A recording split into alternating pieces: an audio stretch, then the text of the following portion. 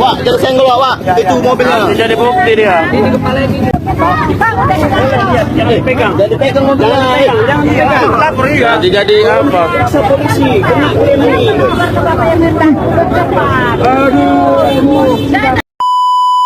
Halo guys, balik lagi dalam channel gua.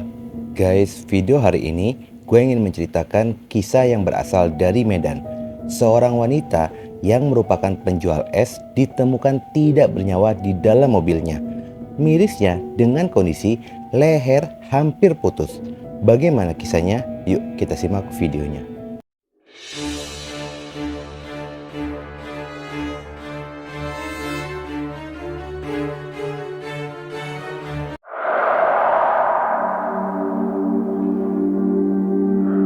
Kita berkenalan dengan sosok wanita parubaya bernama Fonda Haryaningsi berusia 50 tahun. Merupakan warga Jalan Perintis Kemerdekaan, Kelurahan Kebon Lada, Kecamatan Binjai Utara, Kota Binjai. Namun bertempat tinggal di Kuala Begumit, Kabupaten Langkat. Diketahui jika korban ini merupakan istri kedua dari seorang pria yang berprofesi sebagai mantri kesehatan bernama Sabta Kurniawan. Sosok mantri Sabta ini cukup terkenal di kawasan Kebun Lada lantaran tempat prakteknya masih di kawasan Kebun Lada. Di dalam kesehariannya, Fonda berdagang es teh jumbo di kawasan Taman PGRI. Kala itu, pada hari Rabu tanggal 7 Juni 2023, seperti biasa Fonda kembali berdagang es. Dan pada hari itu, Fonda pun sempat menghubungi dua orang dari keluarganya.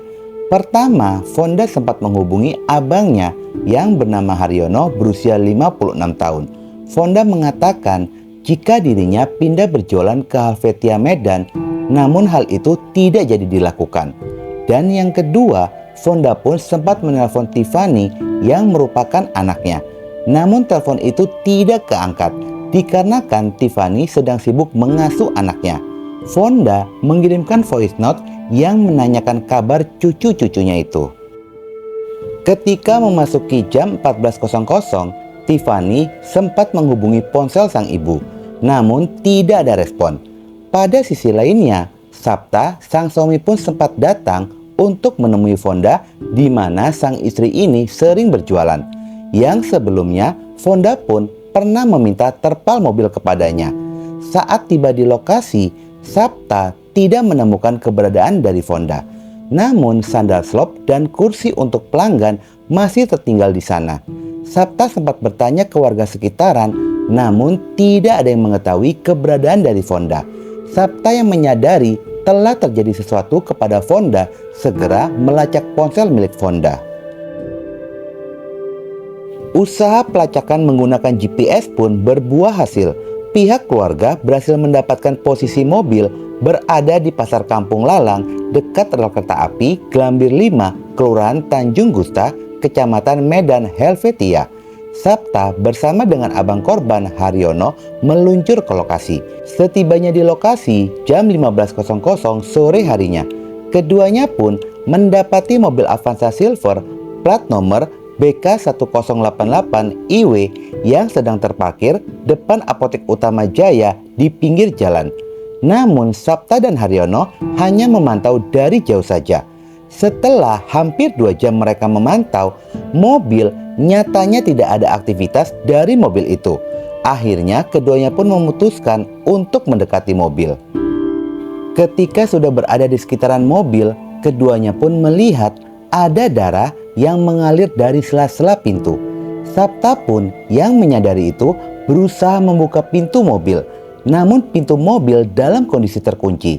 Sabta bergegas mengambil batu lalu memecahkan kaca mobil. Sabta pun menemukan tubuh sang istri sudah tidak bernyawa bermandikan darah berada di dalam mobil. Tergeletak di kursi bagian tengah mobil ada darah pada bagian lehernya dan lehernya pun nyaris putus. Sabta yang syok segera menuju Polsek Helvetia dan melaporkan kejadian tersebut.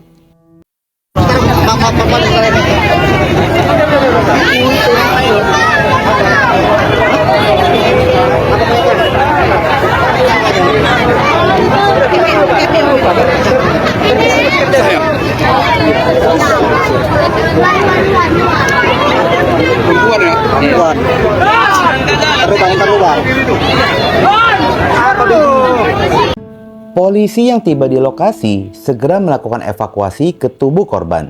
Melihat kondisi korban, kuat dugaan korban ini adalah korban pembunuhan.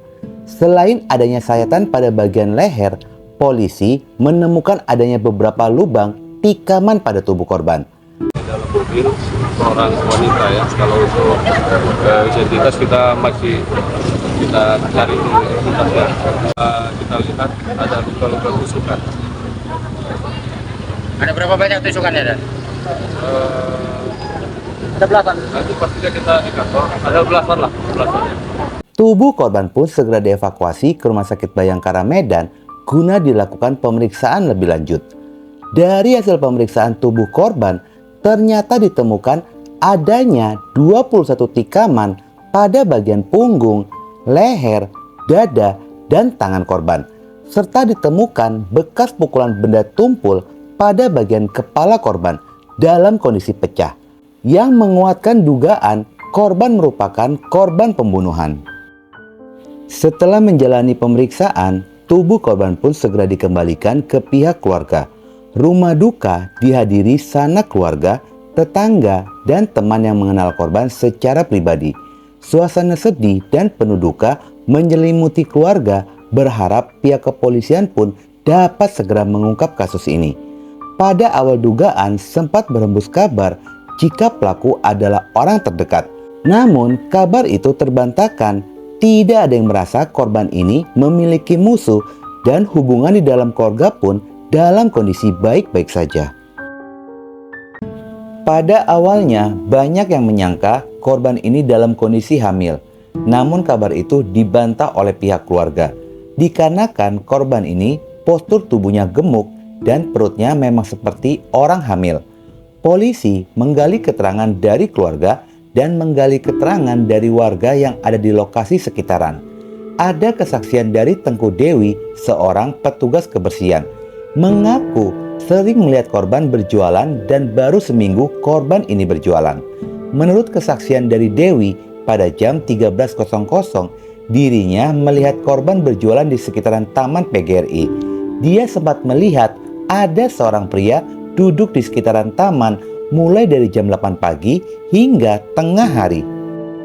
Namun, Dewi tidak mencurigai pria itu melihat lokasi tempat umum. Dewi berpikir hanya warga sekitaran yang sedang duduk saja. Dewi pun menjelaskan jika ciri-ciri orang tersebut berpostur tinggi, kulit berwarna putih, memakai baju sweater warna silver abu-abu, memakai celana jeans, pakai topi berwarna putih, dan mengenakan masker berwarna hitam. Orang tersebut pun sempat membeli es dari korban. Dengan adanya kesaksian itu, pihak kepolisian pun segera mengambil gelas bekas diminum oleh orang mencurigakan itu. Polisi mulai menyisir lokasi pada saat mobil ditemukan. Usaha polisi pun berbuah hasil. Terlihat dari rekaman CCTV, ada satu orang yang keluar dari mobil korban lalu menaiki bentor dan meninggalkan lokasi, serta meninggalkan mobil di lokasi temuan itu. Rekaman CCTV itulah yang dikonfirmasi kepada Dewi. Saat Dewi melihat rekaman CCTV tersebut, Dewi langsung mengiyakan jika pria itulah yang dilihat olehnya, yang pada saat itu duduk di Taman PGRI. Dengan adanya kesaksian dari Dewi, polisi menduga jika terduga pelaku telah mengintai dan membuntuti korban. Pihak keluarga pun mendesak polisi agar bisa mengungkap kasus ini dan menangkap pelaku kejahatan.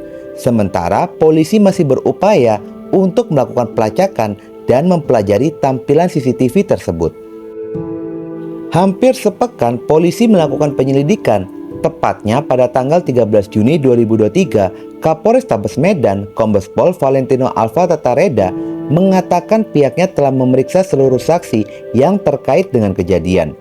Kombes Pol Valentino sangat yakin dalam waktu dekat ini kepolisian berhasil menangkap pelaku pembunuhan dan pihak kepolisian pun sedang bekerja dan berupaya dapat meringkus pelaku dengan cepat. Polisi mengaku sudah berhasil mengidentifikasi terduga pelaku ini. Setelah dari pernyataan Kapolres Tabes Medan, terdengar kabar jika pelaku ini telah ditangkap. Saat dikonfirmasi ke Kasat Reskrim Polrestabes Medan, Kompol Teguh Fatir Mustafa, pada hari Sabtu tanggal 17 Juni 2023. Kasat Reskrim menyatakan benar kabar tersebut tertangkapnya pelaku. Selain tertangkapnya pelaku ini, pihak kepolisian pun memberikan hadiah timah panas pada kedua kakinya lantaran mencoba melawan ketika akan ditangkap. Namun, polisi pun tidak mau membeberkan secara rinci dengan alasan masih mendalami dan menggali informasi dari pelaku ini. Diketahui jika pelaku ini bernama Joko. Pelaku ini melakukan aksinya seorang diri. Selain itu, pelaku pun berusaha menghilangkan alat bukti. Setelah melakukan kejahatan kepada korban, pelaku membakar seluruh pakaiannya untuk menyulitkan penyelidikan polisi. Dari hasil interogasi itulah polisi mendapatkan pengakuan jika pelakulah yang melakukan pembunuhan kepada korban. Dan ternyata antara korban dan pelaku tidak saling kenal. Motif awalnya adalah perampokan, namun berubah menjadi pembunuhan dikarenakan korban melawan. Pelaku terpaksa mendapatkan hadiah kenang-kenangan pada kedua kakinya dikarenakan berusaha melawan saat akan ditangkap di Jalan Ayahanda, Kecamatan Medan Petisah. Kenal sama korban? Enggak sama sekali. Ya kok sadis kayak gitu bang? Kebingungan bang, pernah ngelawan. Kejadian bermula di saat korban sedang berjualan di sekitaran Taman PGRI. Pelaku yang sudah memperhatikan sekitaran dan aktivitas dari korban sepanjang hari. Setelah dirasa aman, pelaku ini mendekati korban dan berniat untuk mencuri ponsel korban. Namun aksinya ketahuan oleh korban. Korban yang posisinya berada dalam mobil berusaha melawan dan mencoba mempertahankan ponselnya itu. Pelaku yang panik aksinya ketahuan oleh warga lainnya. Dia pun mengambil batu pavling box tanpa berpikir panjang. Batu itu dipukulkan ke kepala korban. Seketika korban pun langsung tidak sadarkan diri.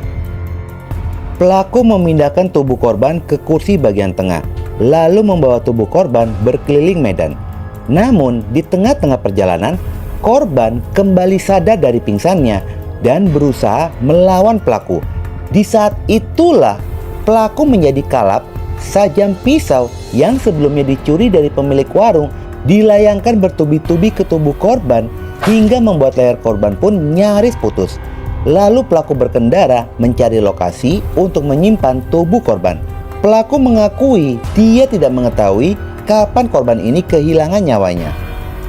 Di lokasi itulah pelaku menyimpan tubuh korban yang sudah bersimbah darah dan tidak bernyawa. Pelaku mengaku lari menggunakan bentor, lalu membeli baju dan membakar baju lantaran adanya noda darah. Setelah itu, pelaku membeli narkoboy sebesar Rp70.000 lalu menjual ponsel milik korban ke salah satu penadah berinisial I. Namun penadah ponsel ini tidak dijelaskan secara detail seperti apa perannya. Sementara pelaku inisial ini dianggap membeli barang curian. Pada kasus ini, pelaku terjerat pasal berlapis, yakni pasal pencurian dan pembunuhan. Hukuman maksimalnya adalah pidana seumur hidup. Guys, itulah kalau orang sudah kecanduan obat terlarang. Terkadang desakan atau keinginan ingin mengkonsumsi obat tersebut, akhirnya segala cara pun dilakukan. Salah satunya adalah pencurian dan pembunuhan. Sekian dulu video gua hari ini dan jangan lupa ikuti terus video gua, oke?